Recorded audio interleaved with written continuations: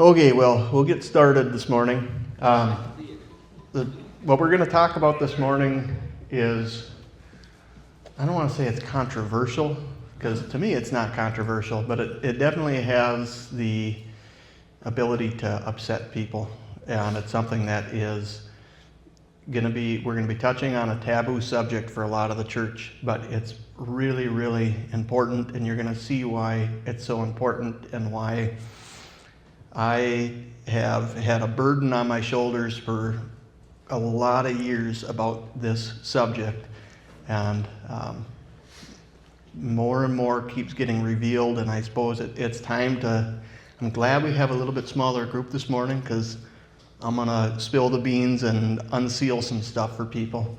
But there's no handouts this morning, because it's probably not the kind of thing that you would want to leave laying around a school. Kind of one of those, I don't know if you guys remember the show Inspector Gadget, but every time he would read the note and it would say at the end, it would say, "This message will self-destruct." This would be one of those types of messages. So we're going to be covering Revelation 8 and 9, or at least the subject of Revelation 8 and 9, but I'm going to take a long road to get there. I want to give a bunch of background information so that we can make sense of Revelation 8 and 9.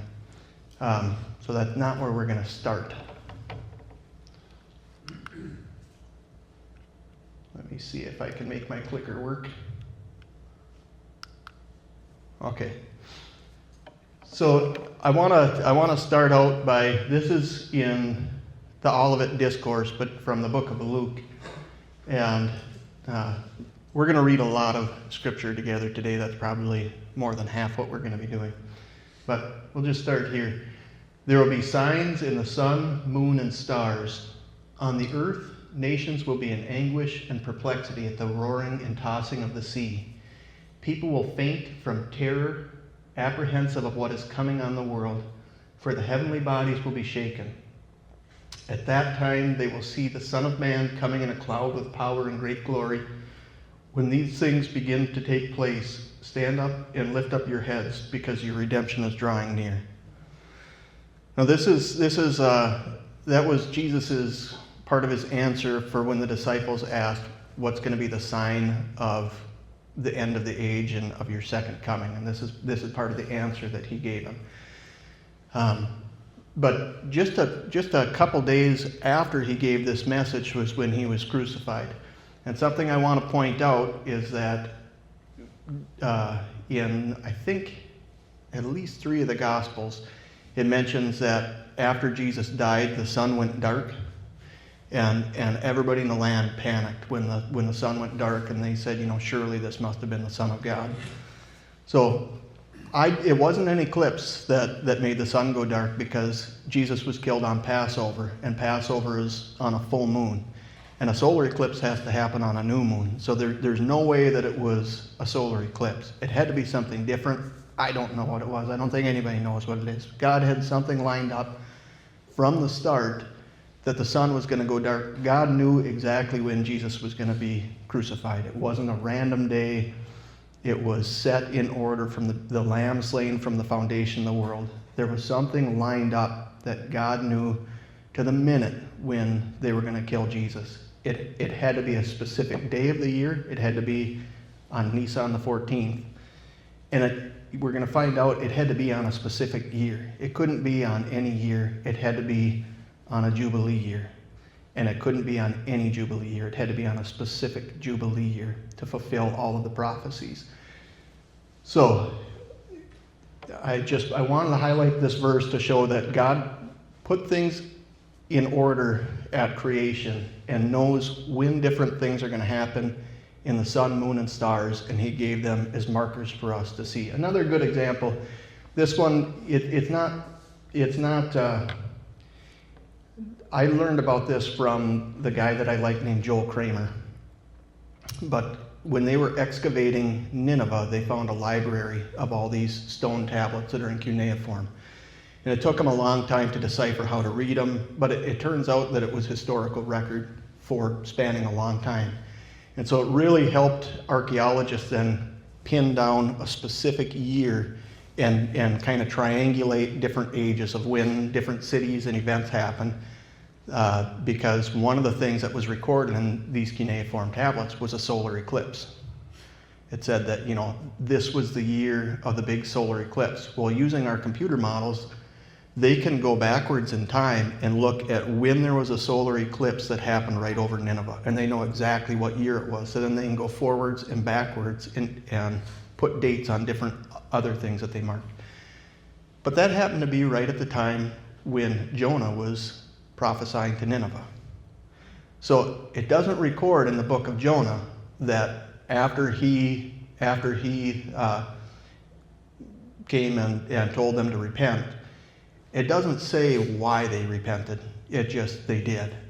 But can you imagine if God had it lined up, he knew exactly when Jonah was going to be there, and then an eclipse happened? They didn't have computer modeling back then. All of a sudden they would know that surely this message came from God.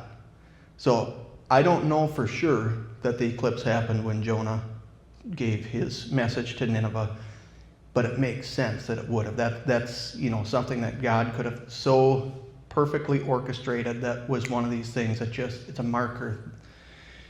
So I just wanted to give a couple examples of that, of God using things when in creation, when he set the stars in motion. He had everything perfectly choreographed and orchestrated, like, the most perfect symphony that's ever been created. Okay, another one I want to get out of the way is just let's read through 1 Thessalonians. This one, the first half of it is what people are familiar with, but it never gets talked about the second half in churches.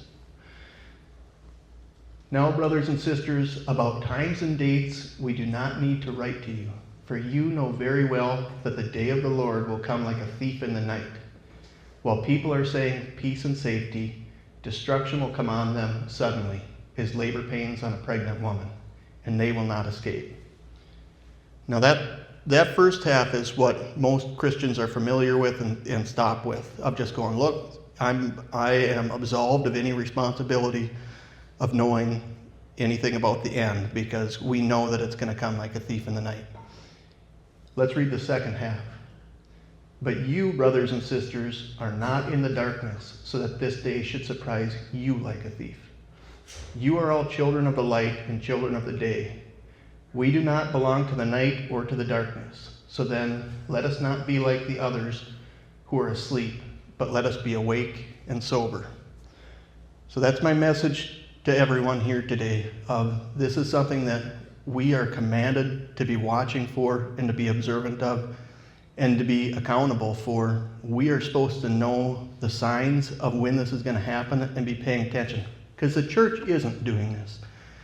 When you read the letter to the church of Laodicea, or in Revelation chapter 3, verse 3, Jesus chastises the church and says, if you do not wake up, I will come like a thief.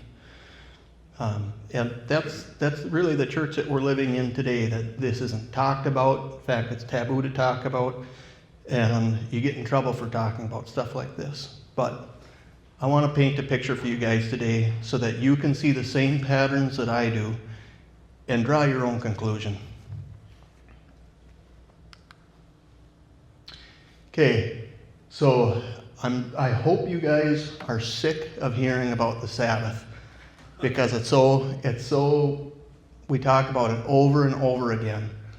But this really is one of the linchpins for unlocking the entire thing. Once you understand and wrap your head around what's going on with this pattern of the Sabbath, it unlocks the whole thing. It's repeated so many times, it just permeates the entire Bible, this pattern. The Lord said to Moses at Mount Sinai, speak to the Israelites and say to them, when you enter the land I am going to give you, the land itself must observe a Sabbath to the Lord. For 6 years sow your fields, and for 6 years prune your vineyards and gather their crops. But in the 7th year the land is to have a year of Sabbath rest, a Sabbath to the Lord. Do not sow your fields or prune your vineyards. Do not reap what grows of itself or harvest the grapes of your untended vines. The land is to have a year of rest. Okay, so people understand this as the plain message of there's not just Sabbaths of weeks. Even right from the get-go in Genesis chapter 1, we learn about Sabbaths, when God created the earth, and on the seventh day he rested. Was that 6 literal days and 1 seventh day of rest? I don't know. I don't know that God is bound to the same time frame that we are. Could it be 6 million years and 1 million years of rest? I don't know what God did there. Let's just stick with it was 6 literal days and a seventh day of rest, because that's the safe response. But this pattern doesn't just pertain to weeks of 7 days. The plain writing of this is about a week of years. So for a year, let your land rest once you enter it. But let's think about the prophetic meaning of this. Because when Israel finally enters the promised land after 6 years of toil, they're to let the land rest for the final year. Okay? This is prophecy of a millennial reign rest. When Israel is finally the nation of Israel is finally in the land of Israel, with God reigning, with Jesus reigning as king, they're going to have a millennial year of rest in the land. It is prophecy that is fulfilled, a number of different times, and it spans. It's the concept of what I like to talk about called fractals, where this repeating pattern can be on a small scale and increasingly larger scales. And this passage in 2 Peter is perfect. Above all, you must understand that in the last days, scoffers will come scoffing and following their own evil desires. They will say, "Where is this coming that he promised? Ever since our ancestors died, everything goes on as it has since the beginning of creation." Let that sink in. Don't be like one of these people. We all know people that are like that say, "Oh, it's not going to happen. It could happen, 10,000 years from now," and just totally ignore all of the clues in Scripture.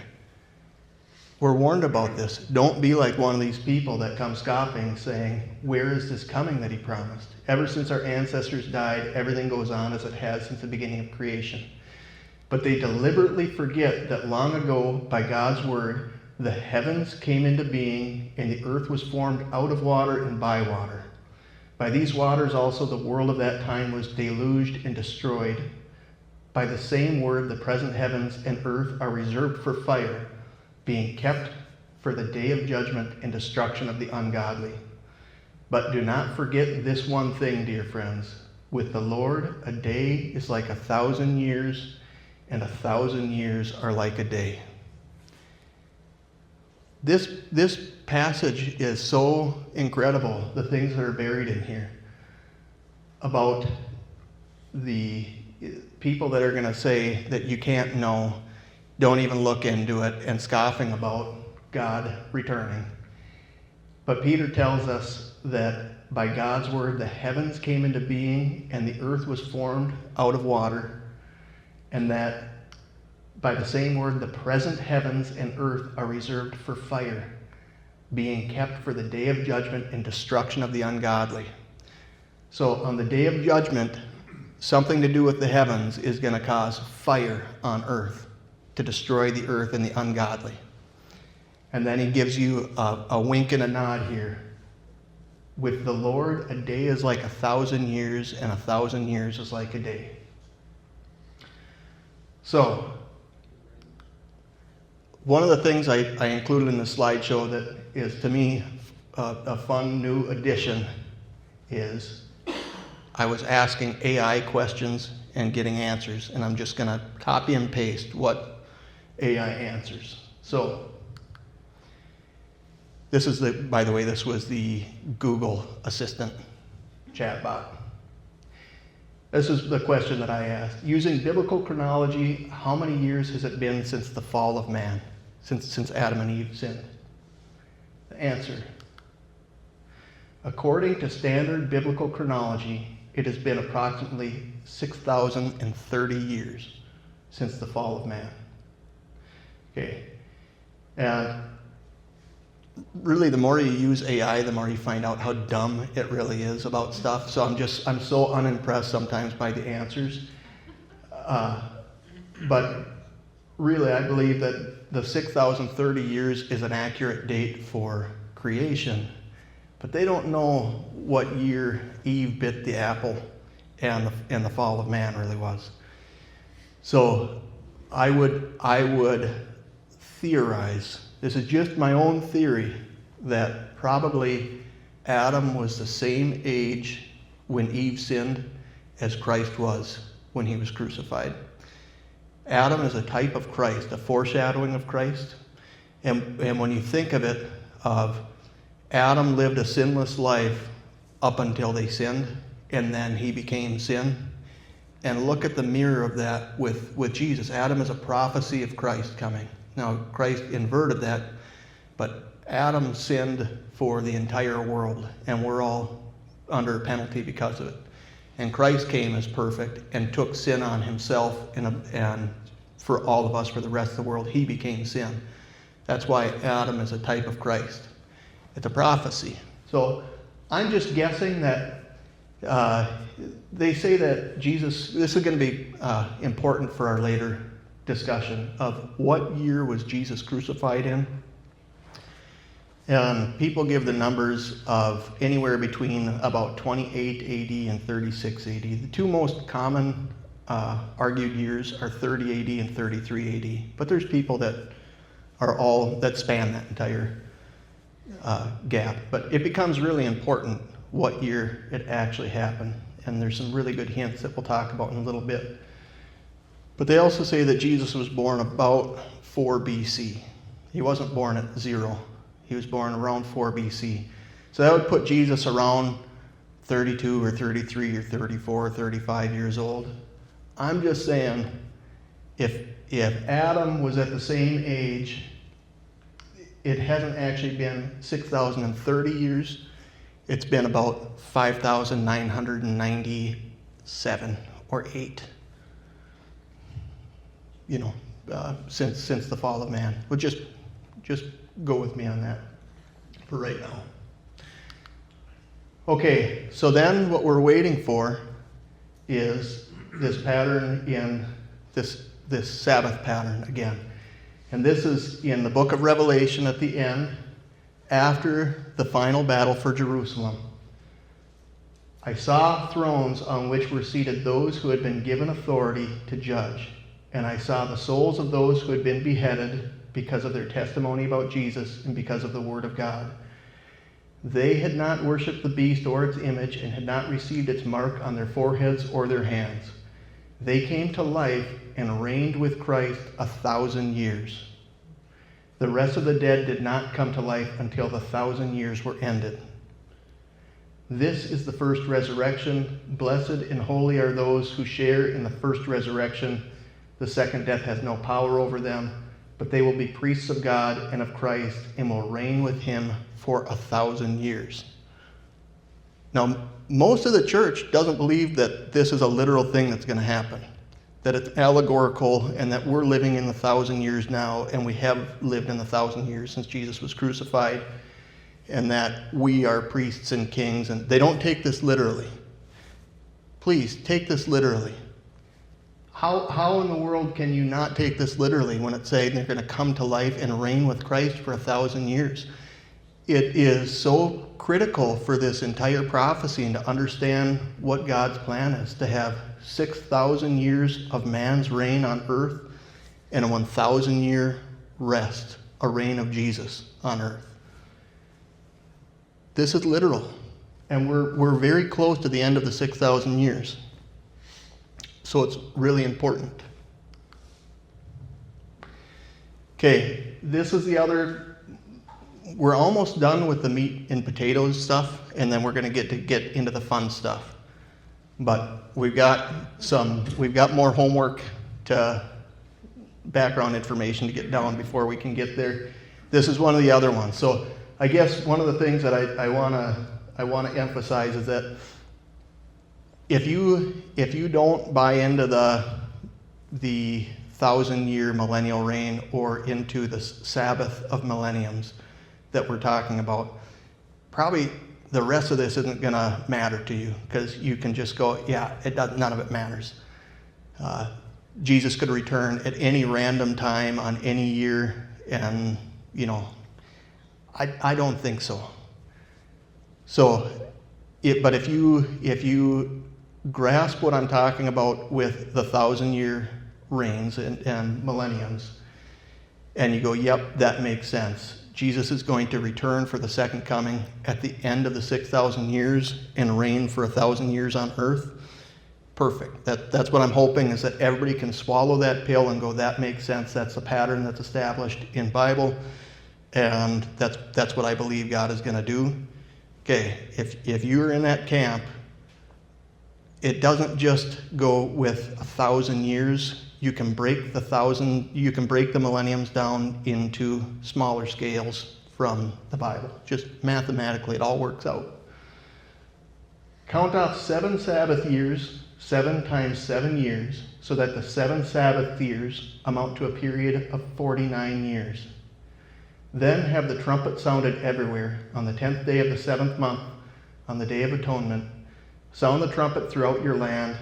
Consecrate the 50th year and proclaim liberty throughout the land to all its inhabitants. It shall be a jubilee for you. Each of you is to return to your family property and to your own clan. The 50th year of jubilee for you. Do not sow and do not reap what grows of itself, or harvest the untended vines. For it is a jubilee, and it is to be holy for you. Eat only what is taken directly from the fields. So we're going to talk more about the jubilee here in a little bit. I want to show you that this is where it comes from in the book of Leviticus. Roger? Yes, Craig. Do you? Well, okay, so Craig's question is, if I understand it right, should we be following the Sabbaths, and should we be following the Jubilees, so that we're not eating apples off your apple tree on a Sabbath year or on a Jubilee year? The answer to that question is no. That doesn't apply to us. That's for Israel. But it's important to know about it because it's prophecy. And the second question of Craig's is, why does it say do not sow and do not reap what grows of itself, or harvest the untended vines? So like if there's wild grapes growing, or if there's leftover wheat. I plant food plots for deer most years, and a lot of times a lot of the seed doesn't actually germinate in the previous year. So when you go out the next spring, you'll see stuff germinating from what got lost the year before. That's what this is talking about. So like if they're harvesting wheat and there's wheat that falls on the ground, it's wild at that point, or I guess it grows up again the next year, even though they missed it. But what this is saying is, and you learn about it in some of the other passages about the Jubilee, that on year 48 of the 50 years, God gave them a double harvest, so they can have a Sabbath, so that they're not going out on the 7th year of that final week of years. They're not out harvesting and farming. God gave them enough food to last for a whole year, so they stored it. But on the 48th year of a Jubilee, he gave them double, so that they have enough to last for 2 years. So they're supposed to have their food, their grain, their wine, all that stuff stored for 2 years. That's why it's saying, do not go harvest what grows of itself in the field. God, you were supposed to be relying on God to have given you that double bounty on year 48 to carry you through. Okay, so let's read this one, and then we're going to talk about it probably on the next slide. This is in Genesis. When human beings began to increase in number on the earth, and the daughters were born to them, the sons of God saw that the daughters of humans were beautiful, and they married any of them that they chose. Then the Lord said, my spirit will not contend with humans forever, for they are mortal. Their days will be 120 years. By the way, this mortal part there, some translations say not mortal, but for he is corrupt. That's probably a better translation, but I think the people that translated the Bible wanted this to be, God was going to limit it so that people couldn't live past 120 years old. At this time, people were living 600 years and 700 years and 400 years. And God is saying, oh, humans are so corrupt. I'm going to limit their age. I'm going to cap it at 120. Really? Has any of us met somebody that's 120 years old? No. Humans don't live 120 years. What is God actually saying here? We're going to find out. Let's do some math. And this is all very simple, very easy math.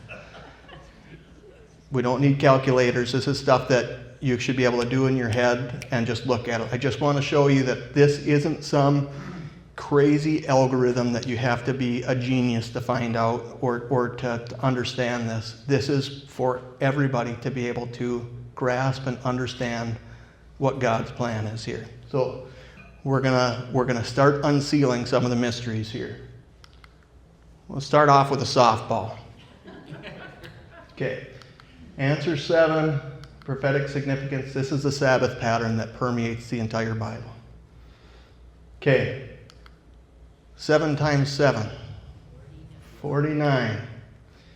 This is what we just read in Leviticus about count off 7 periods of 7 years. That equals 49 years. Okay. Another easy one. Oh, okay. I got it. 50. That's a jubilee. So when it says count off 7 periods of 7 years, the 50th year is a jubilee. You would not believe how many people, how many teachers, how many rabbis screw this up, and they make the jubilees every 49th year. And they say, well, the 49th year is actually the start of the next 7 years. It screws the entire thing up. I don't know how people can read that passage and not understand that we're breaking things down into periods, blocks of 50 years here. That's how, in our Western way of thinking, we don't keep track of things in weeks of years. We keep track of things in decades. So after 10 decades, you have a century. And, it's like the metric system. It makes sense. It's easy. It's logical. God did it different, but it's still very logical. He's keeping track of things in centuries too, with a different method. And it's so beautiful once you understand the pattern of it.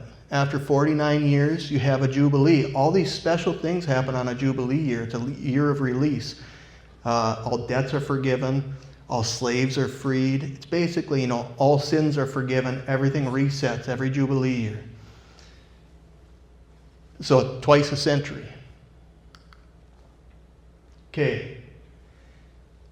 What I'm asking here is how many years is 120 jubilees? 6,000 years. 50 times 120 is 6,000 years. So this is what I think that God was pointing at in that passage from Genesis that we just read, of man is corrupt, my spirit won't contend with him forever. I'm going to limit man's age to 120 jubilee years. I'm going to limit man's age on this earth to 6,000 years, and then it's my turn. Then we're going to have the Sabbath. Okay, 120 divided by 3, 40. So things that are broken down in Scripture in 40s, we're going to talk about what that represents. But as one example, in Stephen's sermon in the book of Acts, in Acts chapter 7, you can learn about this in Deuteronomy. It's just a lot easier in Acts because it's all in one chapter. You find out that Moses lived as an Egyptian prince until he was 40 years old. And then he fled to Midian and he lived as a shepherd for 40 years until he was 80 years old. And then for the last 40 years of his life, he wandered the desert and led the people of Israel for 40 years. And Moses died when he was 120.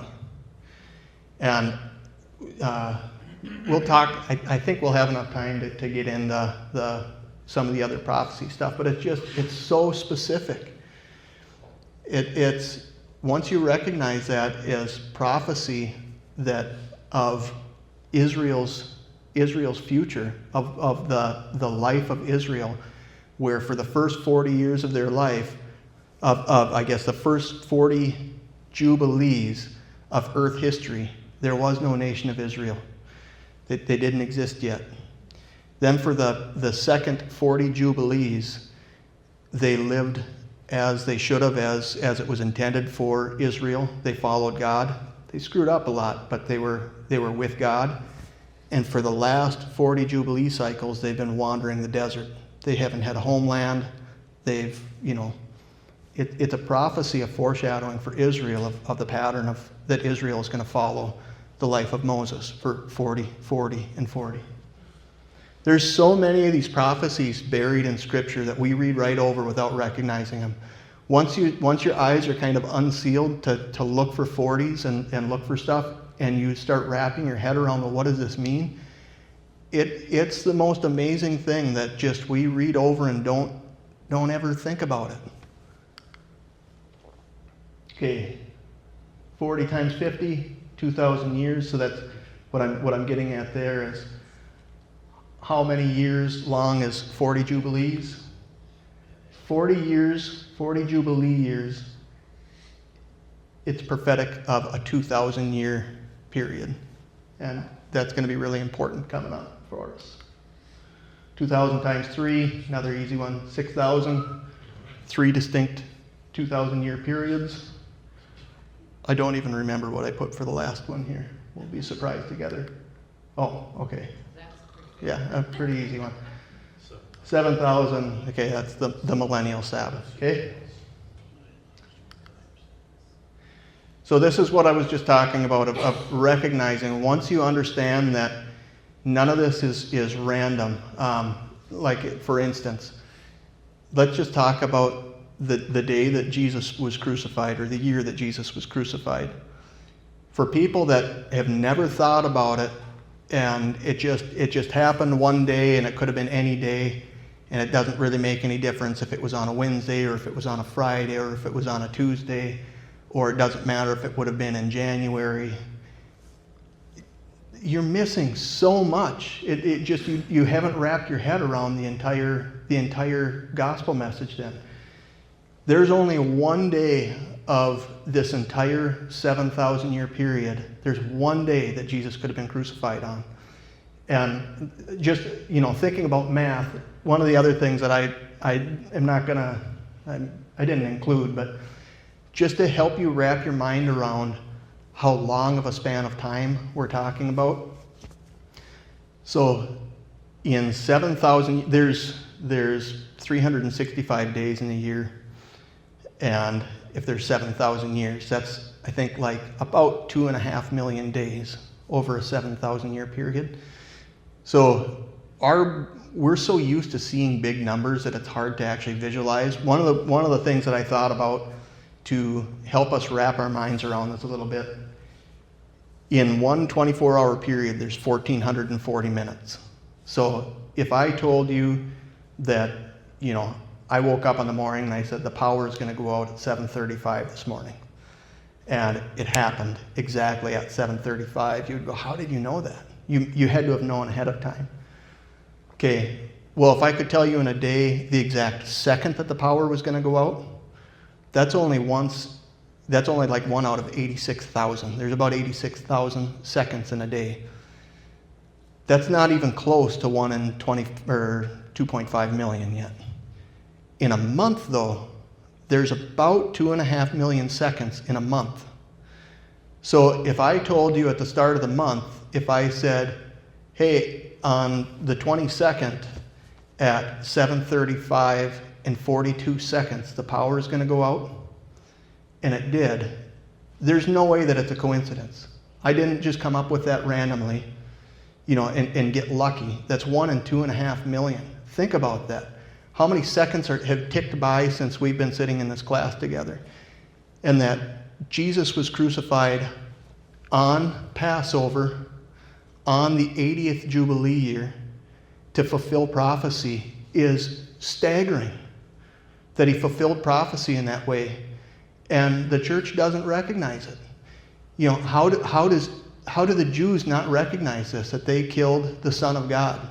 They're blinded to it. Well, the church is blind to a lot of it too. We just don't pay any attention to it. It's so precise, you just can't get around it. Once you start thinking about it, it's amazing. Okay, we talked about this one, so I'm going to skip it. The life of Moses as prophetic of Israel. This is probably my favorite one.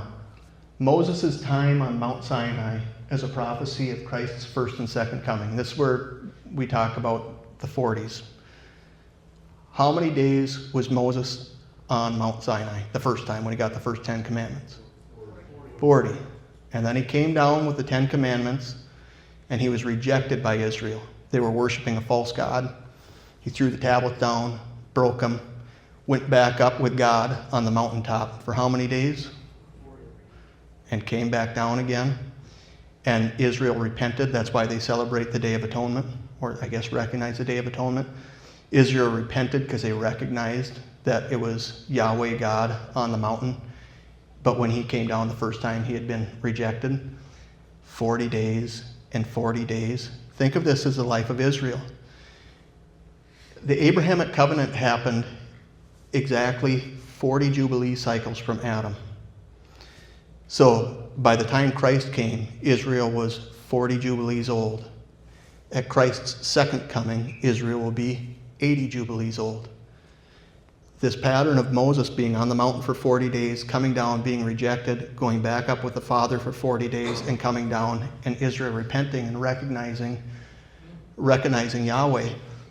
It's a foreshadowing of what's going to happen with Israel rejecting the Messiah at his first coming and repenting and accepting him at his second coming. Okay, another one from Exodus. This is another one of my favorites that people miss. So everybody knows the rock at Horeb, which, by the way, you can see the rock at Horeb. There's pictures of it online. They found it. It's this giant rock that stands in the Arabian desert, and it's split right in half. And all of the rocks around it in the middle of the desert are totally eroded, like they've been like the river rocks standing on this hill in the middle of a desert. It's really bizarre, but you can look up pictures of it online. So was Moses supposed to strike the rock, or was he supposed to speak to the rock? No, both. That's the part that people miss. The first time they needed water was right at the start of their 40-year journey, and God told him, strike the rock. And he struck the rock and water came out of it. What we miss is that it seems like a confusing thing because he does the same thing again. That's at the end of the 40-year journey. That's when Miriam dies. It's 40 years later, right before they go into the promised land. They were thirsty and needed water again. And God said, speak to the rock. But because so Moses was 120 years old at this point. The last time he did it, he went up and struck the rock and water came forth. So he did that again. And God was so angry with him for screwing up a prophecy that he didn't let him go into the promised land. Who led him into the promised land, by the way, over the Jordan after this? Joshua. You know what how they would pronounce that in Hebrew? Okay, so he had the same name as Jesus. So it wasn't Moses that led him across into the promised land for that Sabbath year. It's Jesus. Okay, so all of a sudden are you seeing what the rock is supposed to represent? The first time that they came to the rock, they struck the rock. But the next time, 40 years later, they're going to speak to the rock. They're going to beg the rock to come and save them. Moses screwed the prophecy up. 40 years apart from each other. That's 40 Jubilees apart from when they struck Christ to when they're going to beg Christ to return. Okay, now here's one that I've never heard anybody else talk about this. It's just something that I noticed, and I think it's amazing. So we talked a little bit about what year was Jesus crucified, and there's debate, but really it's not a very good debate once you get into it and understand. Jesus had to be crucified in 30 AD. There's scholars that'll argue other things, but he had to be. He had to be crucified on a Wednesday. Everybody argues, the common argument is that he had to be crucified on Friday. Really? On a Friday? That's like saying, I'm going to do a 3-day fast, and I'm going to stop eating dinner on Friday, and I'm going to have breakfast on Sunday morning, and call that a 3-day fast. Because I didn't eat on Friday night, and I didn't eat on Sunday morning. That's a 1-day fast. If you want to do a 3-day fast, you have to stop eating after supper on Wednesday night so that you can have breakfast on Sunday morning. That's a 3-day fast. Jesus had to be killed on a Wednesday, and Passover was on a Wednesday, or Nisan 14th was on a Wednesday in 30 AD. But it also lines up perfectly with the other records, like when the first year of the reign of Tiberius was, and how many Passovers Jesus mentions in his ministry. It was 30 AD that Jesus was crucified. But one way, without knowing any Google stuff, that you can confirm for you that Jesus was crucified in 30 AD, nobody argues what date Jerusalem was destroyed. 70 AD. So, as he approached Jerusalem, I think I took this from Luke. Yeah, Luke 19. As he approached Jerusalem and saw the city, he wept over it and said, "If you, even you, had only known on this day what would bring you peace, but now it is hidden from your eyes. The days will come upon you when your enemies will build an embankment against you and encircle you and hem you in on every side. They will dash you to the ground, you and the children within your walls. They will not leave one stone on another, because you did not recognize the time of God's coming to you." Now, Josh Howerton always talks about this passage, or at least he has a couple times, about they would not leave one stone on another because they were digging through the cracks looking for gold. We just talked about that. Okay. So, has this been fulfilled? Does that mean it's not going to be fulfilled a second time? Look at this again. The days are going to come when your enemies will build an embankment against you and encircle you and hem you in on every side. They'll dash you to the ground, you and the children within your walls. They'll not leave one stone on another, because you did not recognize the time of God's coming to you. Yes, it was fulfilled in 70 AD, but this is what happens to Jerusalem at the very end, when all of the nations surround Jerusalem and God makes Jerusalem the cup that makes a nation stagger. This is yet to be fulfilled for Israel. They don't recognize that.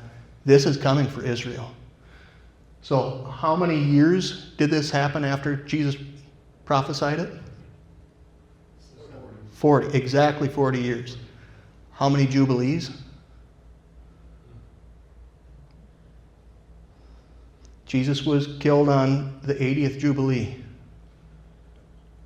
So it's going to be exactly 40 Jubilees from the time that he said this, that this will happen again as prophecy.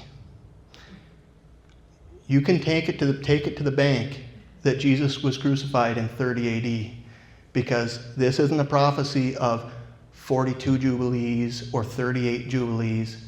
This is a prophecy not only exactly 40 years, but 40 Jubilees.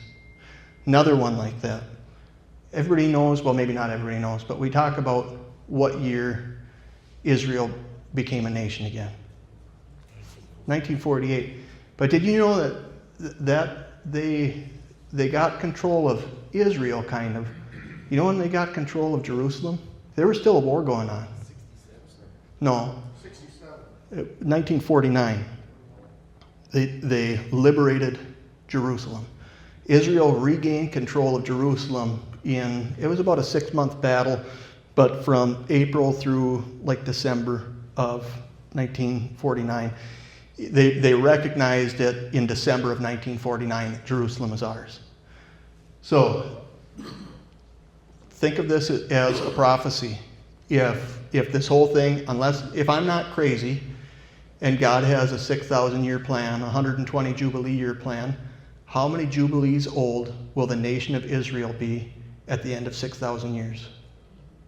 They'll be 80 Jubilees old.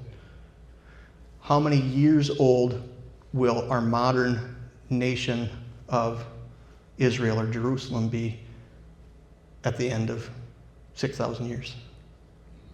Exactly 80 years old.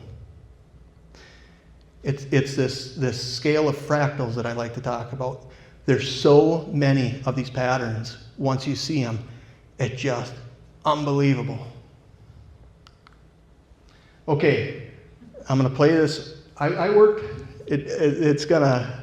I don't even want to tell you how frustrating this was for me to make these next 2 slides and how long I worked on it. This is when I learned how stupid AI really is. But this thing, I'm going to play a video, so that you'll see it. But this is supposed to kind of be, think of it like a ruler. But instead of measuring things in inches or feet, think of it in terms of, this is 7,000 years. And the 7,000 years are each broken down into 20 periods of 50 years. And the periods of 50 years are broken down into 7 periods of 7 years and a 50th. And maybe someday, if I really feel like wasting my time, I'm going to zoom in even farther and show that each of these 7 years has 365 increments inside it to show like how crazy precise this needs to be. Okay, I'll see if this will play.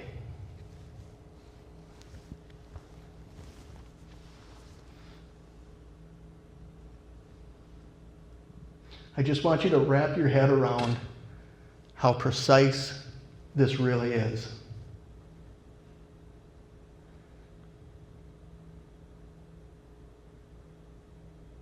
Okay, so that's representing what one Jubilee period looks like. That's at the end of the first Jubilee period, at year 0, when Adam and Eve sinned.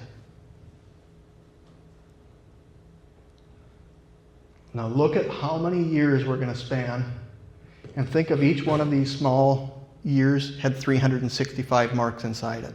This is how we get to 2.5 million.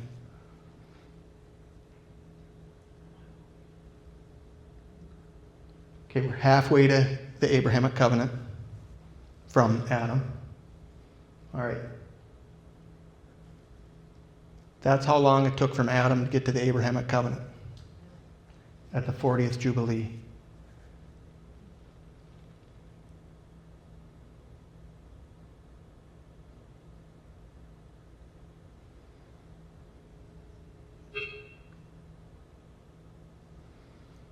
Okay, 80th Jubilee.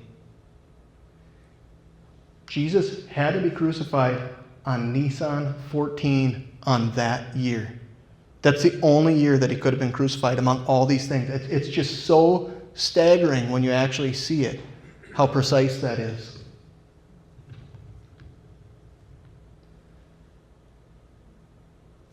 That's when Jerusalem was destroyed, 40 years later.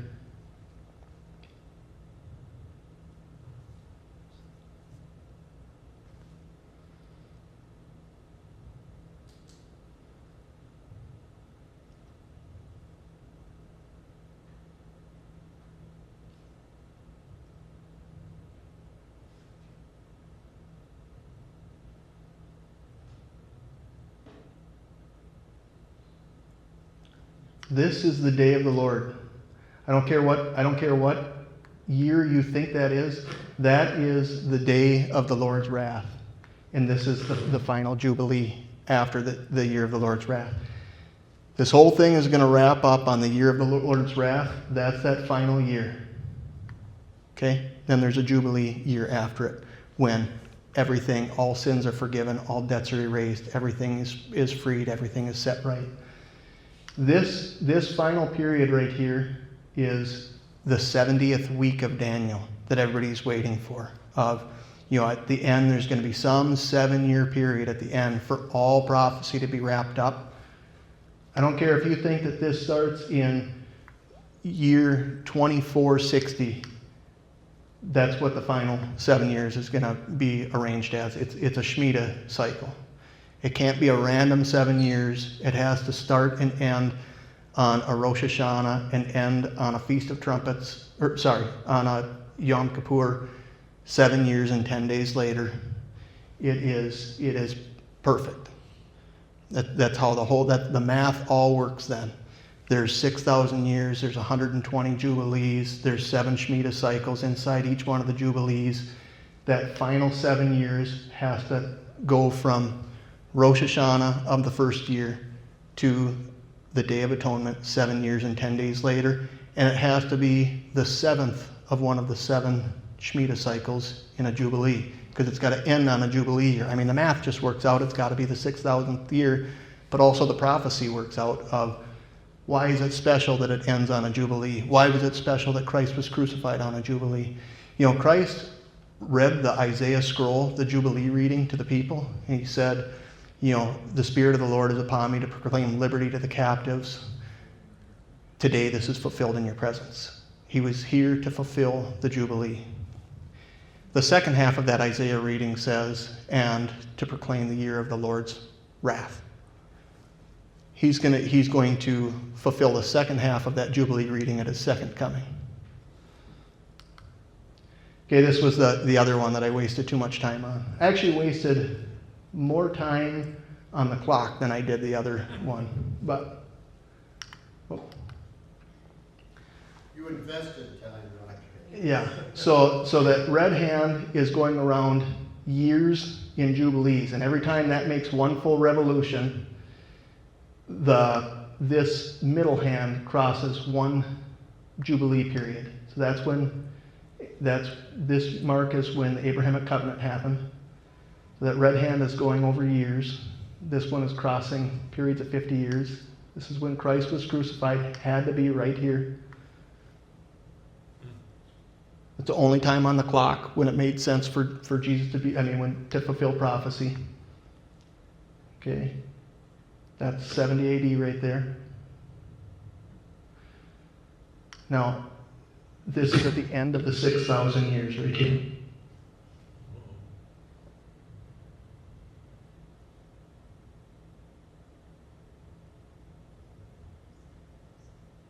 That's where we are right there.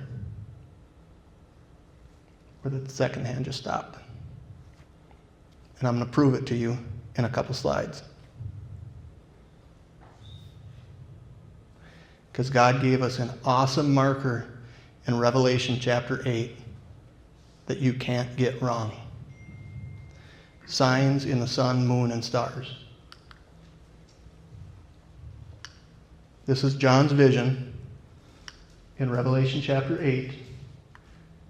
The second angel sounded his trumpet, and something like a huge mountain, all ablaze, was thrown into the sea.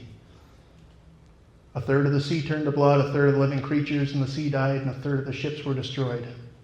The third angel sounded his trumpet, and a great star, blazing like a torch, fell from the sky on a third of the rivers and on springs of water. The name of the star is Wormwood.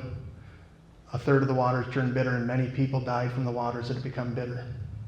Okay, this is where chapter 8 ends and chapter 9 begins. I'm going to go to chapter 9 next. And I just want you to realize that all of these things, all of these trumpets, they're really all one event that happens. Some event happens that has a cascading effect of all of these events that happen. If it's not on the same day, you know, like think of in a week, some event happens that kind of kicks off with hail and fire mixed with blood falling from the sky, and then something like a huge mountain all ablaze coming. The next page, Revelation chapter 9, there's more punishment that happens out of this, and if I'm being honest with you, I don't know what this is. But it's a continuation of something that happens when the giant mountain all ablaze falls from the sky. So it unlocks an abyss, and it says that scorpions and locusts came out, but they were not allowed to kill them, but only to torture them for 5 months. And the agony they suffered was like the sting of a scorpion when it strikes. During these days, people seek death but will not find it. They will long to die, but death will elude them. So, if you know that the day of the Lord has to happen on the 7th year of a Shemitah cycle, and on a Shemitah cycle that ends on a Jubilee, the Shemitah cycles, that is on the Day of Atonement, Rosh Hashanah. So something happens 5 months prior to the Rosh Hashanah of that final year of the Lord's wrath that triggers all of these punishments. And it should be something that looks like a giant mountain all ablaze falling into the sea 5 months before it all wraps up. Back to the AI. Now we've eaten the meat and potatoes, now we're on to the dessert. When are the Shemitah years? The next Shemitah, which is the final 7th year of a 7-year period, the next Shemitah will be from September 20th, 2028 to September 9th, 2029. So like the 7-year cycles then run from September of 2001 to September of 2008. From 2008 to 15, 15 to 22, 22 to 29. So that is, it's actually, Rosh Hashanah is actually September 11th that year, but it is more than a one-day event. So like I said, AI's dumb. Okay, so next question. Is there anything interesting that will be happening 5 months before Rosh Hashanah in 2029? Yes. The asteroid Apophis flies by. Exactly 5 months before.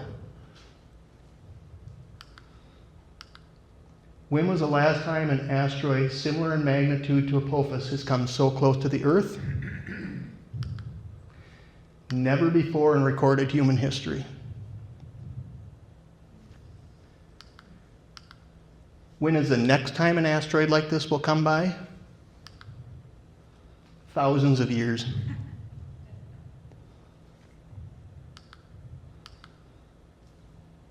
Tell me about NASA's DART program. This one just for fun, for you conspiracy guys. So don't worry. NASA says that there's no danger. The asteroid is in no danger of hitting Earth. But they're working really hard on asteroid deflection programs. They tested it, this is just a coincidence, but they tested it at the start of the Shemitah year in September of 2022. But they know for certain that there's not, for thousands of years, they won't need this technology. But we're actively working on it and spending billions and billions of dollars on it. And by the way, not just us, but so is Europe, so is China. All of the government agencies are working on plans to blow up asteroids. Okay, we're at the end. Coming soon to a sky near you. On April 13th, 2029, people across parts of Europe, Africa, and Western Asia will look up into the darkness and see something humanity has never witnessed before. A mountain-sized asteroid will fly past Earth closer than many of the satellites we rely on every single day. And the coolest part here is that you won't even need a telescope to see it. The asteroid is called 99942 Apophis, named after the ancient Egyptian deity of chaos. It measures about 1,100 feet across, roughly the height of the Empire State Building, and it will pass only 20,000 miles above Earth's surface on Friday the 13th. Yep, it does look like an ominous coincidence, especially given that, in cosmic terms, it will fly unbelievably close. When Apophis was discovered back in 2004, scientists briefly feared it might collide with Earth. Headlines exploded across the world. Later, observations ruled out an impact, both in 2029 and in future passes.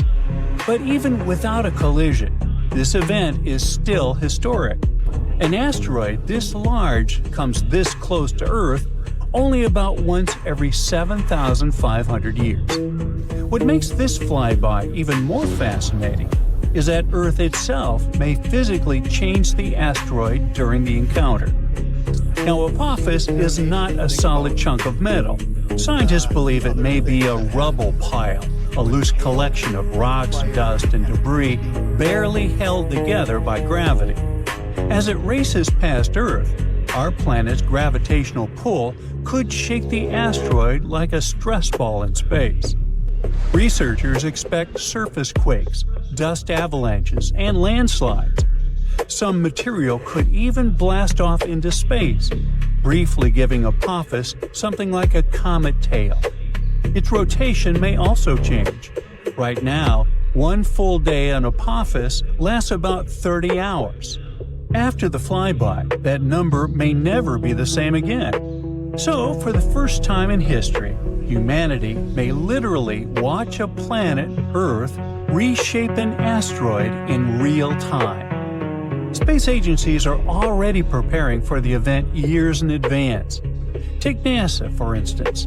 They repurposed its famous OSIRIS-REx spacecraft, the mission that successfully collected samples from asteroid Bennu, and sent it toward Apophis instead. After dropping off asteroid samples to Earth, the spacecraft performed a close flyby of our planet in 2025 to redirect itself toward Apophis. But NASA is not alone. The European Space Agency is launching its own mission called Ramses. Unlike NASA's spacecraft, Ramses aims to arrive before the flyby happens. Its job is to observe Apophis before, during, and after Earth's gravity disturbs it. Scientists are hoping these missions will answer enormous questions about how asteroids are built, how planets formed billions of years ago, and how humanity could defend itself if a dangerous asteroid ever truly threatened the Earth. Thank you for coming.